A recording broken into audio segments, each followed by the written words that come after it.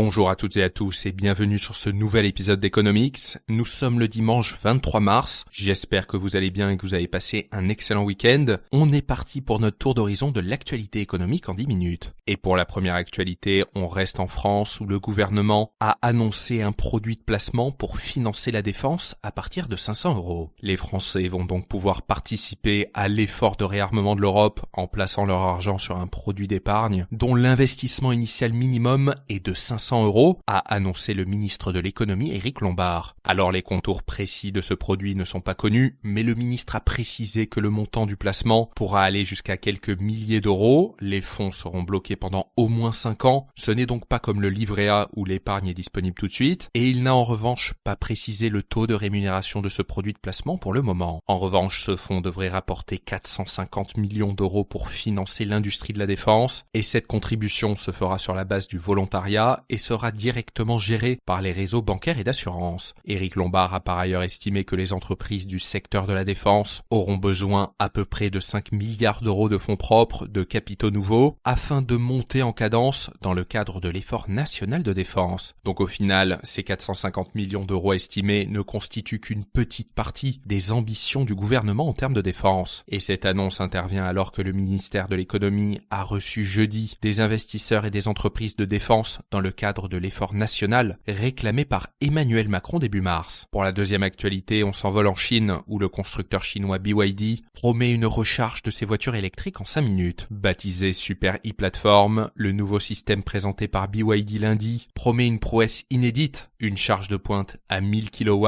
permettant à certains véhicules de récupérer plus de 400 km d'autonomie en 5 minutes de recharge, soit à peu près le temps d'un plein d'essence à la station-service. C'est d'ailleurs ce qu'a déclaré le patron de BYD, je cite, « Notre objectif est de faire en sorte que le temps de charge des véhicules électriques soit aussi court que celui des véhicules thermiques ». À titre de comparaison, Tesla utilise un système à 400 volts offrant une puissance de recharge maximale de 250 kW pour la plupart de ses modèles. Par ailleurs, BYD a présenté la Super e-Platform en même temps que 2 nouveaux modèles de véhicules électriques qui seront les premiers à être équipés du système, à savoir la berline Han L et le SUV Tang L. L'entreprise, dont le siège est à Shenzhen, a dévoilé un plan pour construire plus de 4000 stations de charge ultra rapide en Chine. Et cette expansion fait en fait suite à une croissance impressionnante du constructeur. Les ventes de février ont grimpé de 161% pour atteindre plus de 318 000 véhicules électriques et le cours de l'action de BYD est en hausse de près de 50% depuis le début de l'année. Pendant ce temps, Tesla a vu ses ventes chuter de 49% sur le marché chinois au cours de la même période et le cours de l'action du constructeur américain est en baisse de plus de 40% depuis le 1er janvier. En termes de stations de charge ultra rapide, BYD doit rattraper son retard sur NIO, un autre constructeur chinois qui possède déjà le réseau de recharge le plus dense du pays avec près de 2700 stations rapides. Tesla, de son côté, présent en Chine depuis 2014, exploite plus de 2000 stations et 11 500 superchargeurs. Pour la troisième actualité, on s'intéresse aux produits américains qui seront taxés par l'Union européenne à partir de mi-avril. Dans moins d'un mois, l'Union européenne ripostera aux 25% de droits de douane de Trump sur l'acier et l'aluminium. Et pour s'y prendre, l'Europe compte tout simplement réactiver des contre-mesures déjà prises en 2018 et 2020 pendant le premier mandat de Donald Trump, qu'elle avait suspendu jusqu'au 31 mars 2025 à la suite de discussions avec son partenaire commercial dont le président était alors Joe Biden. Alors parmi les produits phares qui seront visés par les taxes de l'UE, on retrouve le whisky dont le bourbon qui sera taxé à 50% et dont les importations ont dépassé les 600 millions d'euros en 2024, les motos, notamment les Harley Davidson, même tarif de 50% de taxes, avec des importations de quasiment 100 millions d'euros l'année dernière, ou encore les bateaux pour presque 200 millions d'euros d'importation en 2024,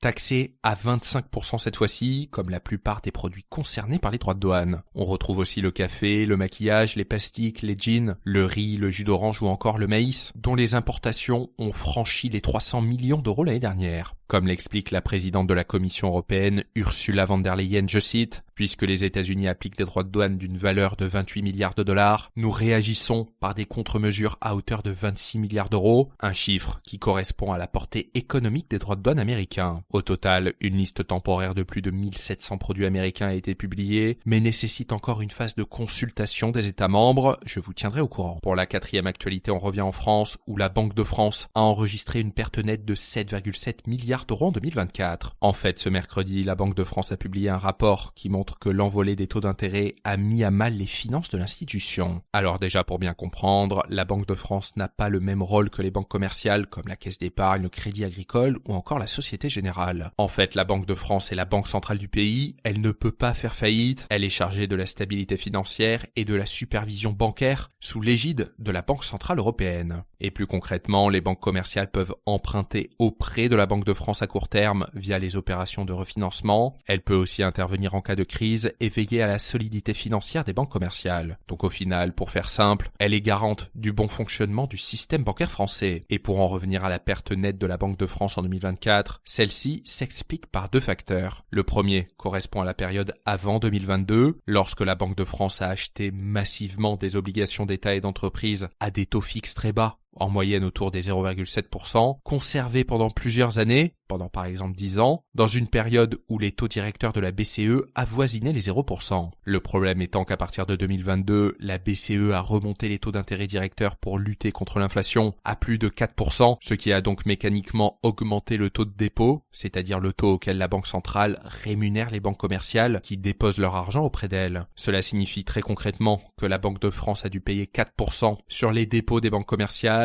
alors qu'elle ne gagnait que 0,7% sur ses obligations d'État achetées auparavant. Cela a donc tout naturellement entraîné des pertes pour la Banque de France. Et donc pour le futur, la situation s'améliorera une fois que les anciennes obligations arriveront à échéance et seront remplacées par des obligations mieux rémunérées. Pour la dernière actualité, on s'envole en Inde, où la bourse du pays a lourdement chuté ces derniers mois. Alors après avoir atteint un record le 27 septembre dernier, le Sensex, qui est l'indice boursier de référence du pays, a dégringolé de 12% en 5 mois, tout comme l'indice Nifty 50 qui rassemble les 50 principales capitalisations boursières du pays. Une tendance qui s'explique par plusieurs facteurs. Déjà, ces 4 dernières années, la bourse indienne a été portée par des profits impressionnants. Typiquement, le bénéfice par action des entreprises du Nifty 50 a doublé entre 2020 et 2024. Mais ces 4 derniers mois, plusieurs grosses entreprises indiennes ont annoncé des bénéfices moins bons que prévus sur fond de ralentissement de la demande intérieure et de coûts de production en hausse. Typiquement, le Bureau national des statistiques indien a prévu une croissance du PIB de 6,4% pour l'année fiscale se terminant en mars 2025, soit le taux le plus bas depuis 4 ans, en raison d'un affaiblissement du secteur manufacturier et d'un ralentissement des investissements des entreprises. Par ailleurs, la victoire de Donald Trump à la présidentielle américaine au mois de novembre a aggravé la situation avec la hausse du dollar et du rendement des obligations américaines à 10 ans. En fait, généralement les investisseurs se ruent vers les marchés émergents pour obtenir des taux de rendement élevés, une stratégie qui perd de son intérêt lorsque les obligations américaines, donc des actifs considérés plus sûrs que les actions indiennes, offrent subitement des rendements élevés. Ces facteurs ont donc contribué à faire fuir les investisseurs. Au mois d'octobre, les investisseurs étrangers ont vendu pour 10,4 milliards d'euros d'actions et d'obligations indiennes, puis 2,4 milliards en novembre et 7,8 milliards d'euros en janvier. Merci beaucoup d'avoir écouté ce podcast. Pensez à mettre une note sur la plateforme sur laquelle vous l'écoutez, ça m'aide énormément à être mieux référencé. Merci et on se retrouve très vite pour un nouvel épisode.